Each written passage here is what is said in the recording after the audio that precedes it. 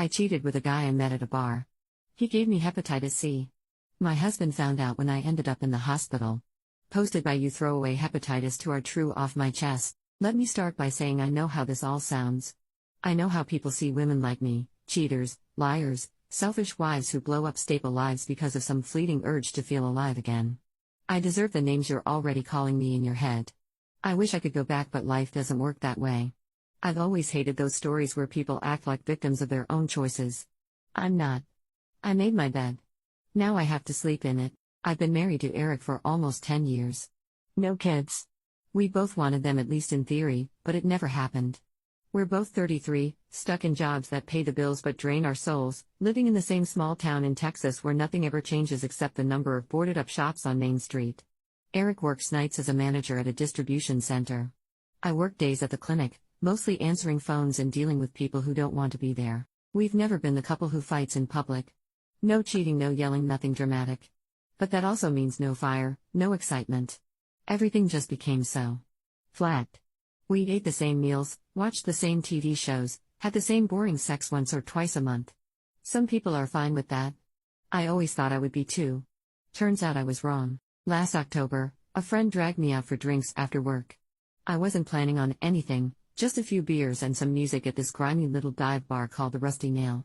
The crowd was the usual. Guys in worn jeans, old-timers nursing whiskey, women clumped together talking about their kids or bitching about their husbands. There was a guy at the end of the bar, maybe mid-30s, scruffy beard, tattoo on his neck. Not my usual type at all. But he noticed me. He actually looked at me. He bought me a drink, and before long we were laughing about stupid things, country music, bad bosses, the way people act tough after 2 beers. His name was James. No wedding ring, no talk of a girlfriend. He asked about Eric and I just lied. I said I was single, or at least basically single. It felt stupid and I knew even then it was dangerous, but the attention felt so good. I hadn't felt that way in years. We ended up in his truck behind the bar fooling around. I stopped short of going all the way. That night, I went home and told myself it was a one-time thing, a dumb mistake, but it didn't stop there. Over the next month, I kept finding reasons to go back to the Rusty Nail. Sometimes with friends, sometimes alone. James would always be there, like he knew I'd come. It felt like something out of a trashy romance novel, and I let myself get swept up in it. One night when Eric was on a double shift, I went back and let it happen. We ended up in his shitty apartment, and that was the first time we had sex. I'm not going to glamorize it. It was dirty, fast, reckless, and for a moment I felt young again. Like I mattered. After that it became routine. Once every week or two I'd make up some excuse and sneak away to James's place. I started being careless, leaving my phone unlocked, not bothering to hide my texts, staying out late when I said I was running errands. Eric never questioned it. He trusted me completely. That made me feel even worse, but I still didn't stop. Around Thanksgiving I started feeling weird, tired all the time, nauseous, random pain in my abdomen. I thought it was stress or maybe the flu. I brushed it off. December rolled around and things got worse. One night, I nearly passed out at work. The next day, my eyes looked yellow in the mirror. I tried to cover it up with makeup, but it only got more obvious. Eric noticed, of course, but I told him I just had a bug. He wanted me to go to the doctor, but I kept putting it off. Then, one morning, I collapsed in the shower. I hit my head and woke up to Eric kneeling beside me, panicked and shouting my name. He drove me straight to the ER.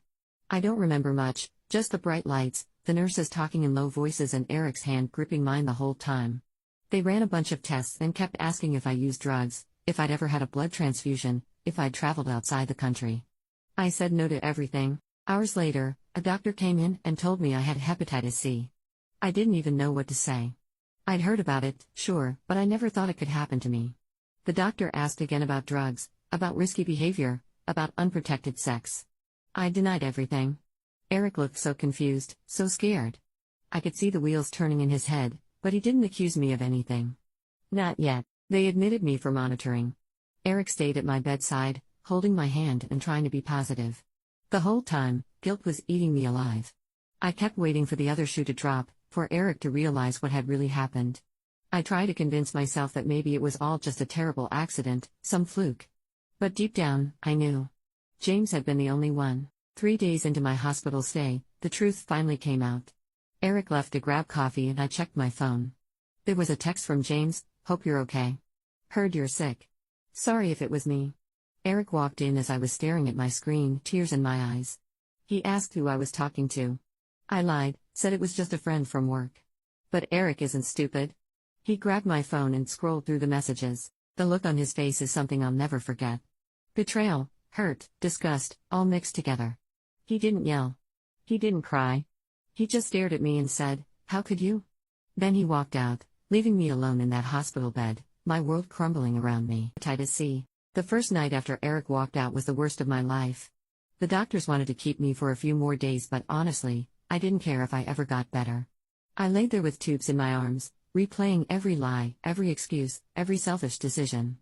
Every beep of the monitor felt like some cosmic punishment for what I'd done, not just to Eric, but to myself. Eric didn't come back the next day, or the next. My sister showed up, frantic after getting a call from him. She was confused and angry. I just broke down and told her everything. She didn't say much, just kept repeating, "Oh my God, and how could you do this?" She was the one who eventually brought me home, silent the whole drive, letting the car radio fill the awkward space between us. When I got back, Eric was gone. Half his clothes were missing from the closet and the spare key was on the kitchen counter. There was no note, no explanation. Just empty drawers and that key, like some final period on a sentence I never wanted to write. I texted him. I called him. I left voicemails, all of which he ignored. The only reply I got was from his mother, just a single line, "Eric is staying with us. Please respect his wishes." The house felt like a museum of our life, pizza boxes in the freezer, his shoes by the door, the old TV still tuned to his favorite channel. I couldn't bring myself to change anything. I just moved through the rooms like a ghost, barely eating, mostly sleeping, drifting in and out of shame and regret. The hepatitis C diagnosis was its own special kind of hell. The doctor said it was probably recent and explained all the ways it could have happened, but we both knew. James. I confronted him, demanded to know why he didn't tell me he was sick. He just shrugged, told me he didn't know he had it and shit happens. I felt so stupid. I cut off all contact after that, deleted his number, blocked him everywhere. I had to tell work. HR needed to know and word spread. People stopped talking to me. I heard the whispers, "Did you hear about Lauren? She's got hepatitis. Her husband left her." I wanted to scream at them, to explain, to defend myself, but what could I say?